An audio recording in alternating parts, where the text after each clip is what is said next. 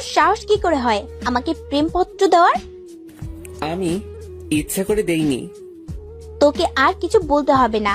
তোদের মতো কিছু ছেলের জন্যই আজকে মেয়েরা সমাজে অবহেলিত। প্রথম দিন ভার্সিটিতে এসেই মেয়েদের প্রেমপত্র দেওয়া শুরু। জানি না সামনে আর কি করবি। তোকে দেখে তো মনে হয় একদম নিষ্পাপ বাচ্চা, কিন্তু তুই যে এমন একটা কাজ করবি তা তোকে দেখে কেউই বুঝতে পারবে না। আর শোন, কখনো কোনো মেয়ের সাথে এই রকম করবি না। মাথা নিচু করে দাঁড়িয়ে আছি। অনেক ছাত্রছাত্রী দাঁড়িয়ে আমাকে দেখছে।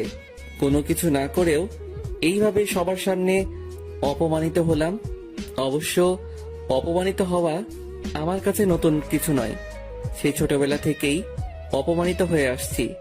বাবা মা মারা গেছে তখন আমি অনেক ছোট। তারপর থেকেই এতিমখানায় বড় হয়েছি। এইচএসসি পর্যন্ত সেখান থেকে পড়ালেখা করেছিলাম।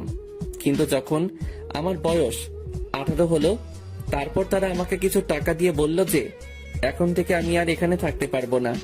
সেখান থেকে চলে আসার পর বুঝেছি জীবন সংগ্রামে বেঁচে থাকাটা কত কঠিন। কলেজে ভালো রেজাল্ট করেছি বিধায় এই কলেজে অনার্সে চান্স পেয়েছি। আমি পারভেজ, আর এই দুনিয়ায় আমি শুধু একা, কেউ নেই আমার। কলেজে গেট দিয়ে ঢুকে সামনে যাইতেছি, তখনই কেউ একজন ডাক দিল। সামনে যাওয়ার পর বলল, কলেজে নতুন নাকি? জি ভাইয়া নতুন। নাম কি? পারভেজ। তোমাকে দেখে তো ভদ্র মনে হয়, কিন্তু তুমি এই বিয়াদবিটা কি করে করলা? আমি কি করেছি ভাইয়া? আমরা তোমার সিনিয়র, আর তুমি আমাদের সালাম না দিয়ে চলে যাচ্ছিলে কেন? দুঃখিত ভাইয়া, আমি খেয়াল করিনি। এখন থেকে দিবে। ঠিক আছে, এবারের মতো মাফ করে দিলাম। এই খামটা নাও। আর ওই যে দেখতেছো যে একটা মেয়ে দাঁড়িয়ে কথা বলছে, ও আমার ফ্রেন্ড। তুমি ক্লাসে যাওয়ার সময় ওই মেয়েটাকে এই খামটা দিবা। এটা খুবই গুরুত্বপূর্ণ একটা কাগজ। আচ্ছা ভাইয়া দিব। তারপর মেয়েটাকে খাম দেওয়ার পর কি হলো তা তো আপনারা জানেনই। ক্লাসে চলে আসলাম। কিছুক্ষণ পর দেখলাম ওই ছেলেগুলো আর ওই মেয়েটাও ক্লাসে আসছে। তার মানে ছেলেগুলো আমার সিনিয়র নয়। স্যার এসে সবার সাথে পরিচয় পর্ব সেরে নিলেন। প্রথম দিন ছিল বলে আজকে তেমন আর ক্লাস হয়নি। কলেজ থেকে বের হব তখনই দেখলাম ওই ছেলেগুলো আড্ডা দিচ্ছে আর বলতে লাগলো, সাকিব, তুই তো ছেলেটাকে ভালোই বোকা বানালি। ছেলেটাকে দিয়ে অনেক মজা পেয়েছি। তাজা বলেছিস, ছেলেটা কিন্তু ভীষণ বোকা। কালকে আবার নতুন কিছু দিতে হবে, ওকে? এই বলে সবাই হাসতে লাগলো। কলেজ থেকে বের হয়ে আসলাম আর ভাবতে থাকলাম এদের থেকে যতই দূরে থাকবো ততই ভালো।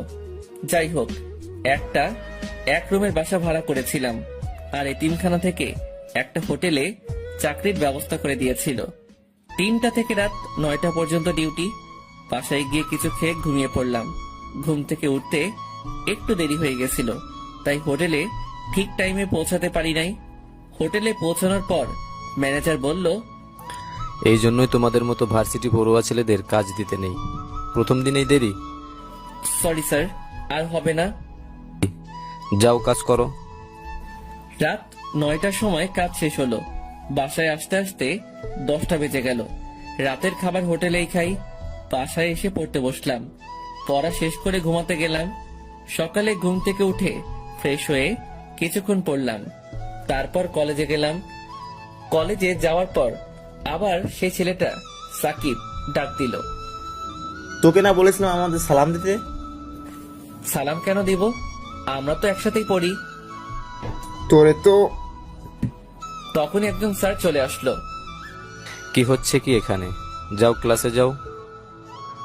তারপর ক্লাসে চলে আসলাম। ক্লাসটা শেষ করে যখনই বাইরে আসবো তখন একটা ছেলে আমাকে